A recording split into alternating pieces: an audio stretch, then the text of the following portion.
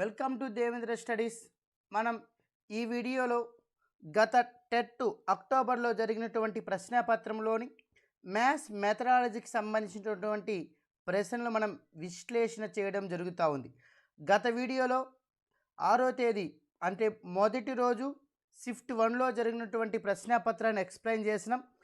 ఈ వీడియో యొక్క ప్రధాన ఉద్దేశం ఏంటి అంటే మనం రకరకాలుగా చాలామంది విద్యార్థులు సార్ మ్యాథ్స్ మెథడాలజీ నుంచి బిట్లు ఎక్కడి నుంచి వస్తూ ఉన్నాయి, అసలు మ్యాథ్స్ మెథడాలజీ ప్రశ్నలు మనం ఏ విధంగా ఆన్సర్ చేయాలి అని అడుగుతూ ఉన్నారు. వారి కోసమే మనం ఈ వీడియోలు అనేది చేస్తూ ఉన్నాం. రైట్, మనం గత వీడియోలో కూడా క్లియర్ కట్గా ప్రశ్నపత్రం ఎక్కడి నుంచి వచ్చింది, దట్ మీన్స్ ప్రశ్న ఎక్కడుంది, అది మన టెక్స్ట్ బుక్లో ఉందా లేదా అని క్లియర్ కట్గా మనం చూపించే ప్రయత్నం చేస్తూ ఉన్నాం.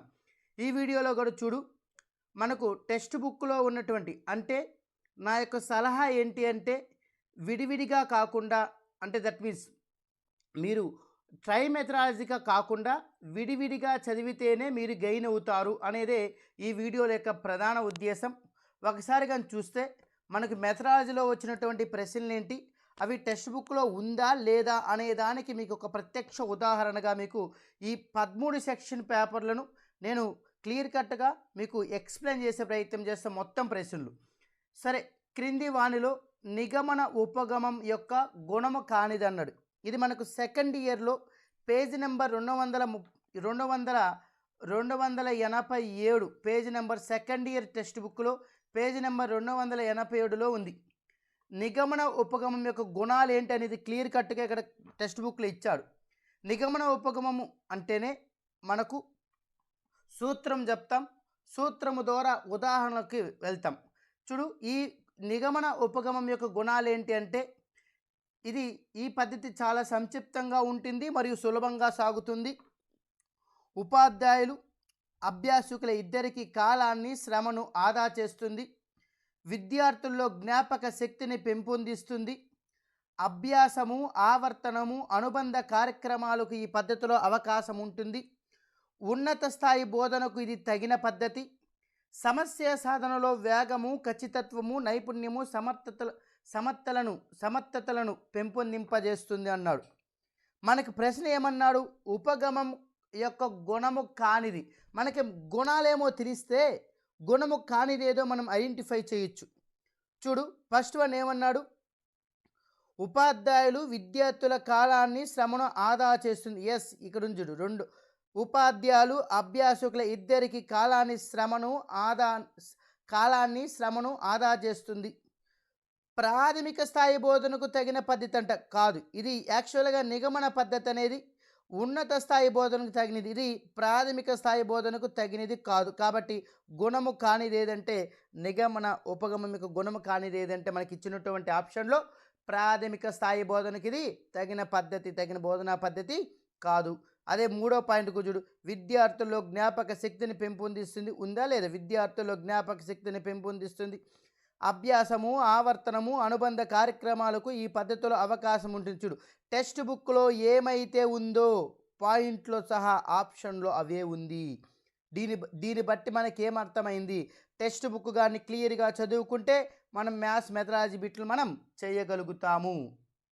రైట్, విద్యార్థులు తమ నిజ జీవిత సన్నివేశాలను అంచనా వేయడము, ఊహా సామర్థ్యాలను అభివృద్ధి పరుచుకునేలా తయారు చేయడం అనేది, ఇది యాక్చువల్గా మనకు ఫస్ట్ ఇయర్లో ప్రయోజన విలువ, ఎక్కడ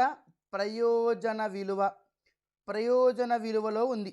సో మనకి ఈ ప్రయోజన విలువలో క్లియర్ కట్గా ప్రయోజన ఉద్దేశాలు అనేది ఒక 4-5 ప్రయోజన ఉద్దేశాలు అనేది ఉంది. ఈ ప్రయోజన ఉద్దేశాలు కానీ మనం చూస్తే మనకి ఒక ప్రయోజన ఉద్దేశం ఏముంది, మనకు టెక్స్ట్ బుక్లో క్లియర్ కట్గా ఉంది. చూడు, విద్యార్థులు అంచనా, ఊహా సామర్థ్యాలను అభివృద్ధి పరుచుకునేలా తయారు చేయగలగడం అనేది దానికి ఎందుకు ప్రయోజన ఉద్దేశం అంటే ప్రయోజన విలువకు సంబంధించింది. సో ఆన్సర్ మనకు ప్రయోజన విలువ. చూడు, క్లియర్ కట్గా టెక్స్ట్ బుక్లో ఏమైతే ఉందో ప్రశ్నాపత్రంలో కూడా అలాగే కనబడుతూ ఉంది.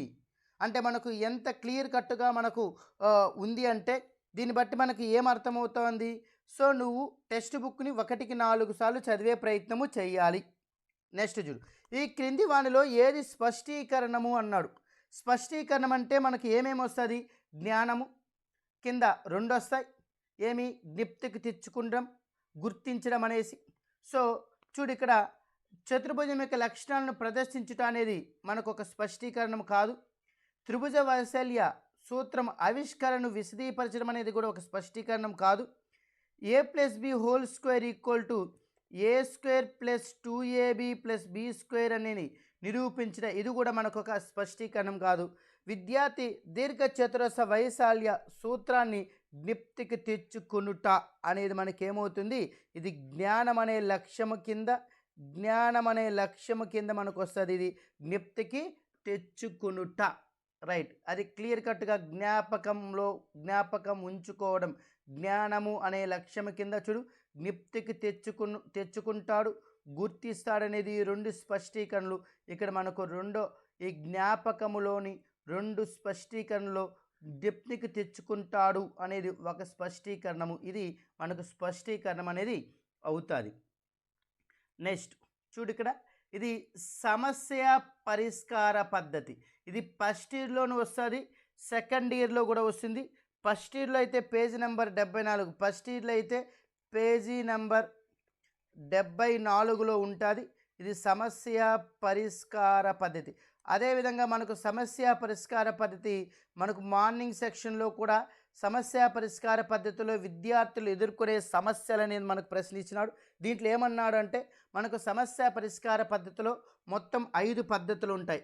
ఒకటి చూడు, పునఃప్రవచన పద్ధతి. అసలు పునఃప్రవచన పద్ధతి అంటే ఏంటంటే, విద్యార్థి సొంత మాటలలో ప్రతి సమస్యను తిరిగి రాసుకుంటాడు. బాగురు, పునఃప్రవచన అంటేనే విద్యార్థి సొంత మాటల్లో ప్రతి సమస్యను తిరిగి రాసుకుంటాడు. విశ్లేషణ మనకు తెలుసు. విశ్లేషణ పద్ధతి అంటే సమస్యను విశ్లేషిస్తాడు. సారాంశం ఏంటి, దత్తాంశం ఏంటి, ఏ గణిత ప్రక్రియలు ఉపయోగించాలి, జవాబులు ఊహించాలి, సమస్యను సాధించాలి, జవాబును సరిచూసుకోవాలనేది మనకు అనాలిసిస్ మెథడ్లో వస్తుంది. సాదృశ్య పద్ధతి అనేది కొంత కఠినమైన రాత సమస్యలు అనేది ఉంటుంది. దానికి పోలిన సులభమైన మరో గణిత సమస్యను ఇవ్వడం, ఆ సులభమైన గణిత సమస్యను అర్థం చేసుకొని మళ్ళీ ఆ కష్టమైన రాత సమస్యను సాధించడం జరుగుతుంది. అది సాదృశ్యాల పద్ధతి అవుతుంది. ఆధారాల పద్ధతి అంటే ఏంటంటే, పరిశీలనలో ఉన్న సమస్యలోని అంశాలలో ఉన్న పరస్పర ఆధార సంబంధాలపై విద్యార్థి దృష్టి కేంద్రీకరిస్తాడు. చిత్రీకరణ పద్ధతి అంటే విద్యార్థి ఏదో ఒక చిత్రం ద్వారా లేదా పట్టిక ద్వారా సమస్యలోని అంశాలను గుర్తించి వాటి సంబంధాలను వ్యక్తీకరించవచ్చు. అంటే ఇచ్చినటువంటి సమస్యను ఒక చిత్రము, ఒక పట్టిక ద్వారా సమస్యలోని అంశాలను గుర్తిస్తాడు. సో ఇది మనకు చిత్రీకరణ పద్ధతి అనేది అవుతుంది. ఇది సమస్య పరిష్కార పద్ధతిలో 5. ఇప్పుడు మనం ప్రశ్నకి వెళ్దాం. ఆనంద్ అనే 6వ తరగతి విద్యార్థి తనకు ఇవ్వబడిన సమస్యను మరింత స్పష్టంగా అర్థము చేసుకోవడానికి మరల తన సొంత మాటలలో రాసుకున్నాడు. చూడు, విద్యార్థి సొంత మాటలలో రాసుకున్నాడంటే ఏది? పునఃప్రవచన పద్ధతి. సో ఫస్ట్ ఆప్షనే. చూడు, క్లియర్ కట్గా మనకు టెక్స్ట్ బుక్లో ఫస్ట్ ఇయర్లోనూ ఉంది, సెకండ్ ఇయర్లో కూడా ఉంది. నెక్స్ట్, ఇది మనకు విద్యా ప్రణాళికలో పాఠశాలలో విద్యార్థుల అభ్యసనము పాఠశాల బయట జీవితం, దట్ మీన్స్ నిజ జీవితంతో ముడిపడి ఉండాలని సిఫారసు చేసింది ఏంటంటే ఏపీఎస్సిఎఫ్ 2011. చూడు, మనకు ఆంధ్రప్రదేశ్ విద్యా ప్రణాళిక చట్టం 2011 సూచించిన అనేక సిఫారసులో ఇప్పుడు మనకిచ్చినటువంటి ప్రశ్న ప్రధానమైన సిఫారసు ఏంటి? పాఠశాలలో చూడు, టెక్స్ట్ బుక్లో ఉన్న పాయింటే, పాఠశాలలో విద్యార్థుల అభ్యసనము పాఠశాల బయట జీవితం, దట్ మీన్స్ నిజ జీవితంతో ముడిపడి ఉండాలి.